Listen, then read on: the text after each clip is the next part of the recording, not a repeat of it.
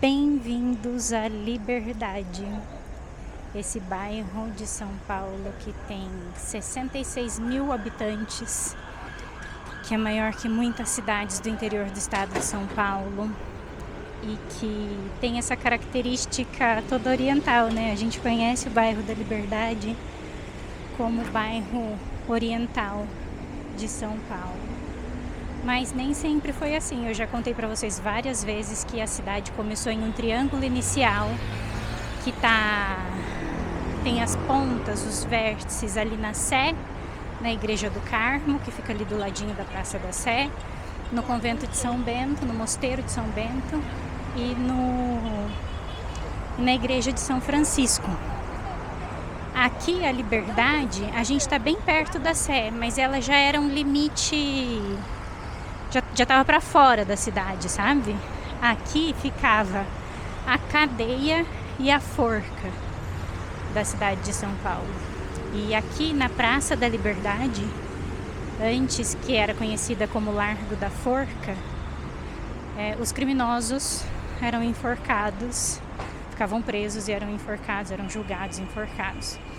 E aí aconteciam umas coisas do tipo, uma vez eles foram enforcar um cara chamado Chaguinhas, que era militar e liderou uma greve por conta de salário atrasado, falta de pagamento, e tentaram enforcar ele aqui e a corda arrebentou mais de uma vez. E nesses casos o pessoal gritava liberdade, porque era muito raro acontecer e era considerado um milagre. E as pessoas gritarem liberdade, liberdade, liberdade foi o que deu nome ao bairro. Depois disso, a ocupação pelos orientais, a história está no livro Corações Sujos. Eu vou colocar a referência aqui para vocês, se vocês se interessarem, vocês podem procurar.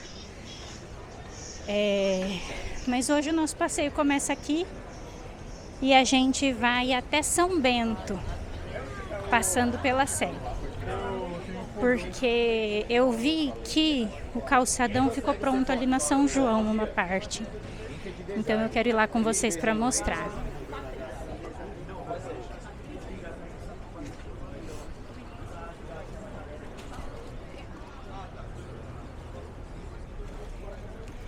Aqui, inclusive, tem uma igrejinha que eu já vim gravar um vídeo, eu vou mostrar para vocês. Eu não vou entrar lá hoje porque eu já entrei e tem um vídeo só sobre ela que vocês podem procurar. Mas é a igreja da Nossa Senhora das Almas dos Enforcados. Foi justamente essa história do Chaguinhas que criou toda uma comoção nacional. Essa igrejinha ali, ó. Criou toda uma comoção nacional e as pessoas vinham aqui para acender velas para ele. Ele virou um santo popular católico. E aí, por conta dos peregrinos, criaram essa igreja aqui. Ela não é a primeira, acho que ela já é a terceira, porque uma pegou fogo. Enfim, a história do bairro é bem interessante. Mas outra coisa que eu queria falar com vocês é que, assim, quando a gente conhece um lugar, uma cidade, isso foi o que eu estudei no meu mestrado, é uma coisa assim, ó, qual é a relação visual que a gente constrói com a cidade que vive, ou que frequenta, ou que está passeando, como é que isso acontece, como é que a gente se organiza no espaço, sabe, e conhece. E aí tem alguns aspectos que são considerados. O primeiro é, o que tem nessa cidade, no cenário, que chama atenção e que ajuda as pessoas a se organizarem visualmente. Então é mais ou menos assim, você estabelece as suas bases, que é a sua casa, o seu trabalho, os lugares onde você vai nos seus momentos de lazer. E a partir dessas bases você transita entre elas. E como é que você transita entre elas é um dos pontos que são importantes também nessa relação.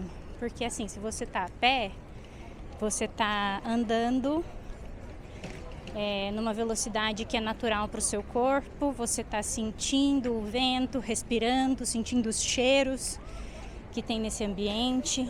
Você está olhando tudo com mais atenção porque esse ritmo permite. Mas se você vai de carro, muitas vezes você já perde alguma coisa dessa experiência, porque você pode ir com a janela fechada, com o ar-condicionado ligado e numa velocidade muito mais rápida, né? Que faz as coisas que estão aqui no ambiente passarem muito rápido por você e você não consegue gravar tanto elas na memória.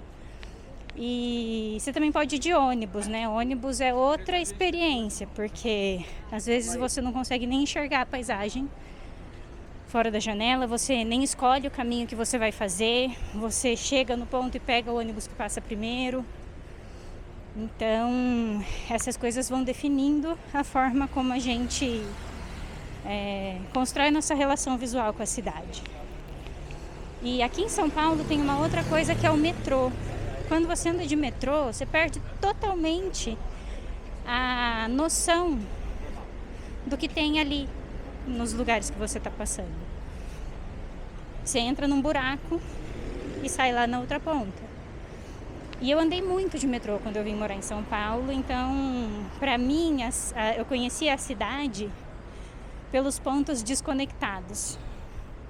Sabe, eu vinha para a Liberdade, eu descia na estação da Liberdade e eu ficava por ali. Quando eu terminava de fazer o que eu queria fazer ali, eu entrava no metrô de novo e descia em outra estação. Quando eu comecei a andar por aqui, foi muito chocante perceber o quão perto é uma coisa da outra.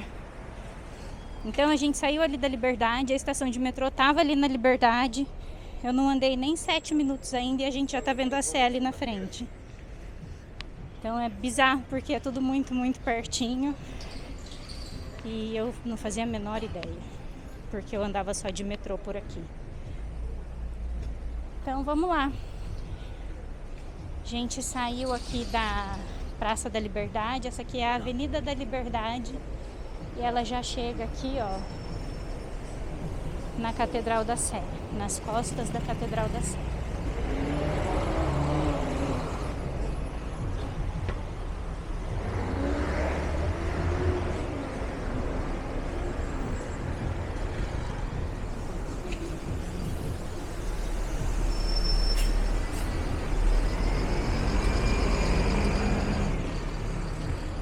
Aqui na minha direita está o Fórum João Mendes e a Praça João Mendes também.